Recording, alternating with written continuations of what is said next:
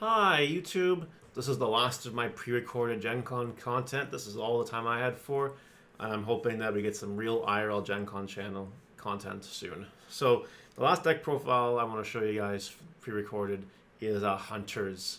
Hunters. A deck that solidified itself in the tier 1 category, BT13 for sure. The deck is good, it's consistent, it's harder to play than your average deck like Shine Greymon. But this deck is capable of winning a lot of games, beating the top matchups of the format, and is all around it's fun to play. If you guys are interested in Hunters, please look at the deck profile below. Let me know what you think in the comments, and like and subscribe. Turn the notification bell on the smashed potatoes. That way you know when all these amazing Digimon videos come out. I hope you guys enjoy the deck profile. The egg we play is always Monemon on deletion. If you have save, draw a card. It's always the Hunter egg. Nothing else will ever be the Hunter egg unless another better Hunter egg is released. So that's just how it is. We play 4 copies of Digimon. This card is quite crucial. This has an when attacking once per turn to draw a card, inheritable. It also is a play for 4, but you can play it for 2 by putting a card with save underneath it when you play it. If you do this, you can place a Digimon card with save in its text from your hand under one of your Tamers to draw a card. And when it's on the lead, you save. So that's pretty good. It's your main rookie. I'd say your secondary rookie are 4 copies of Psychomon. Psychomon is exactly the same as the Gumdramon, except for its on-play effect. The on-play effect just says you can return a Digimon card with save from under one of your Tamers to your hand.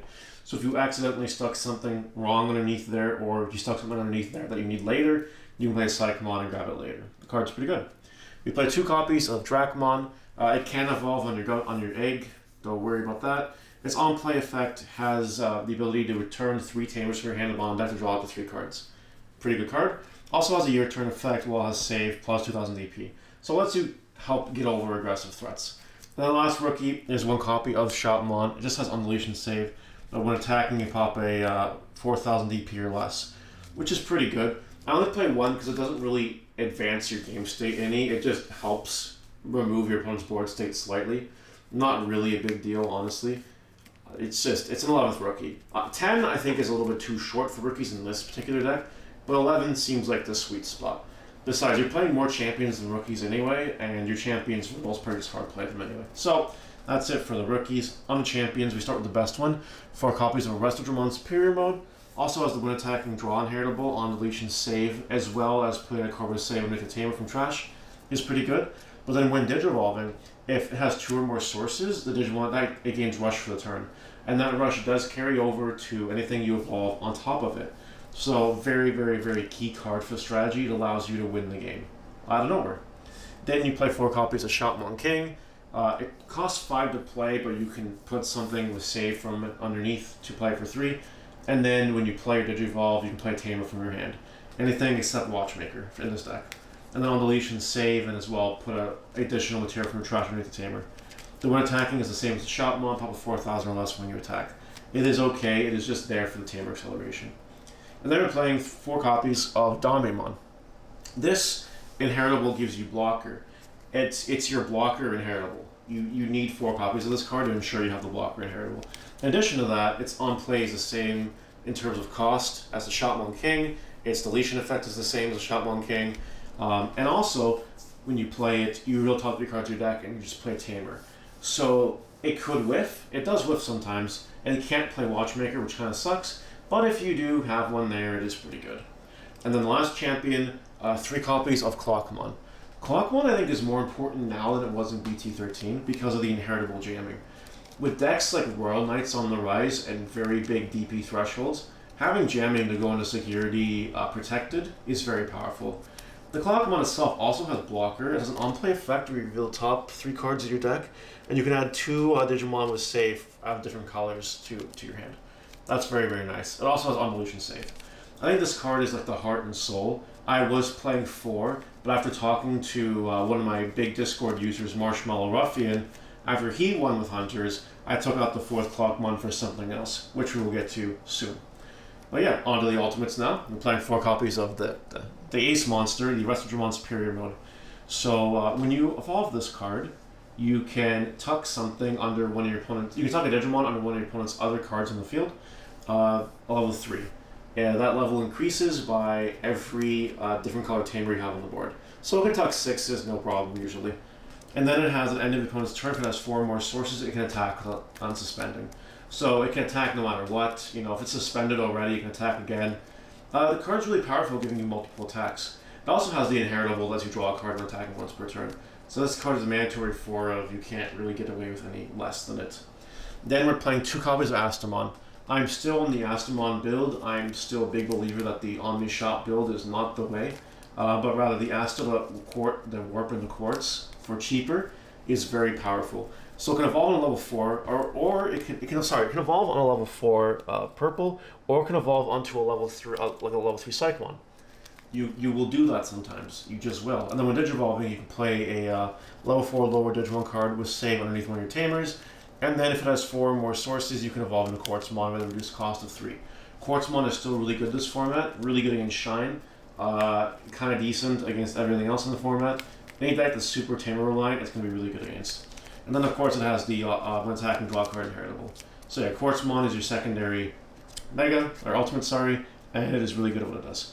Now for the Spicy Tech card, I never thought about this. I'm not going to claim that I thought about this.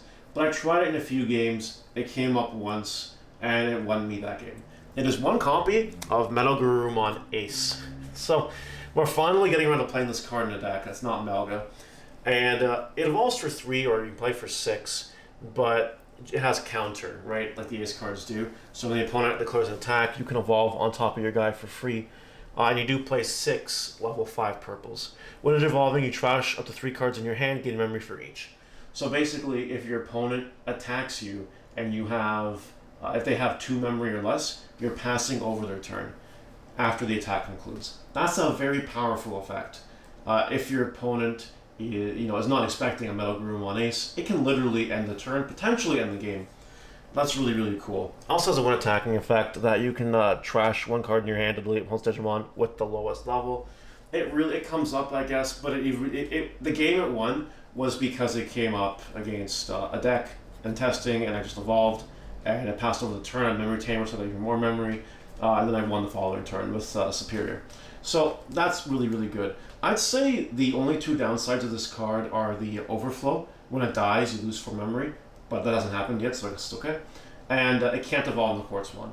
But besides that, I think it's a cute tech. It's what I cut the 4th clock one for. I don't know if I'll keep it. I don't know if I'll go back to the 4th clock. I don't really know yet. I think only playing it in a few my Hunter deck was solid. Like, it was set. It was good to go. And then I tried this. And I wish it had came up in more than 1 game. But the game that it came up, it just won the game. If I remember correctly, I was about to lose that game as well. So, like, the Metal Garurumon Ace actually saved the game. So, do with that as you will. I think as Hunters get more popular as a definitive Tier 1 deck in BT13, you might see a Superior mode on the board. You might think to yourself, is there a Metal Garurumon Ace coming? Does this card exist in my future? So I think it will implement a mind game if nothing else. And yeah, the card's fine. It's not too bad. The last 2 Digimon we play in the deck are 2 copies of Quartz Mom. This card is still OP AF. When you evolve it, it can evolve for a 9 on a level 5 with save, which is your best Digimon, right? And don't forget, Quartz can warp into it for 3 cheaper. But anyway, when you evolve, everything's suspended. You gain 1 memory for every 2 cards. And then when it attacks, you burn a security for every 5 suspended cards on the field first. And finally, the effect that says nothing else unsuspends when this card's on the field is very strong.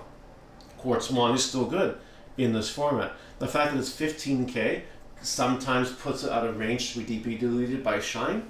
And the fact that it's 15k makes it really awkward. The fact that it's a 7 makes it really awkward, because Akihiro in the Buffmon deck can't pop it. They have to have Gift of Darkness.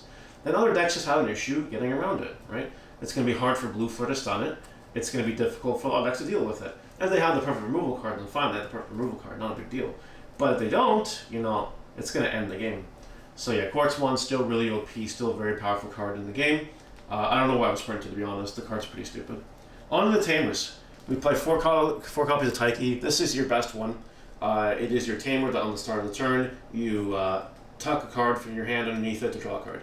That's what it does. In addition to that, it, as well as the other Tamers that are not Watchmakers, suspend when you're evolving to put a save material underneath your guy to reduce the evolution cost by 1 per material. So the whole point of the deck, if you don't know, is to get cheap evolutions by tucking save materials under your Tamers and then making powerful turns, going from 3 to like 7 in some cases, out of nowhere. And that's what the deck does. So 4 Taiki is mandatory because of the draw power. Now, something we're doing in BT13 that I wasn't doing previously is 4 copies of Watchmaker. Watchmaker, I was hesitant on this first because it's not a named Tamer like Taiki is. It whiffs all your searches from Shotmon and Digimon and all that. But given how fast the meta is right now, I think Watchmaker out of 4 of is mandatory. So what this card does is on play, you roll top 3 cards, you add a save card and a Tamer card to your hand for the Hunter traits. Unfortunately, this is not a Hunter trait Tamer either, so like Watchmaker really is the ultimate whiff of all time. But, you know, when you play, you add 2 cards, hopefully it's pretty good. And then, if you have 4 or more Tamers in play, you can spend this Tamer during the main to give one of your Digimon security +1. Now, if you have multiple Watchmakers, which is why we play 4, this gets pretty nasty. In addition to that, you have Clockmon. Giving Clockmon jamming with multiple security checks is strong on something like the rest of Superior Mode that can attack twice. That's very, very, very good. So what a common situation is, you do like 2 points of chip damage at some point to bring the opponent to 3, and then you have a turn where you go Arrestor, double Watchmaker, and then you swing twice for 3 checks. The first 3 checks finishes with them security, the second 3 checks is game.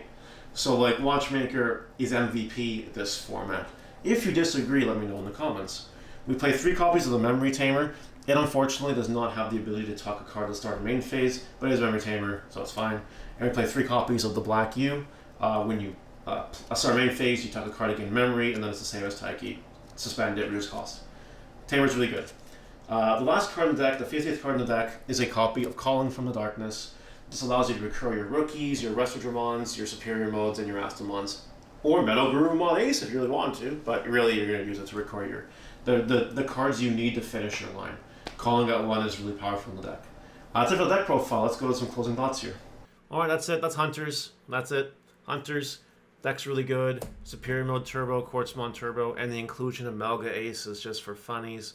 I don't know if that's realistically going to come up for you a lot or not, but it is a cool tech card nonetheless. What do you guys think about the Hunters, though? Let me know in the comments, and I will see you guys later. Bye!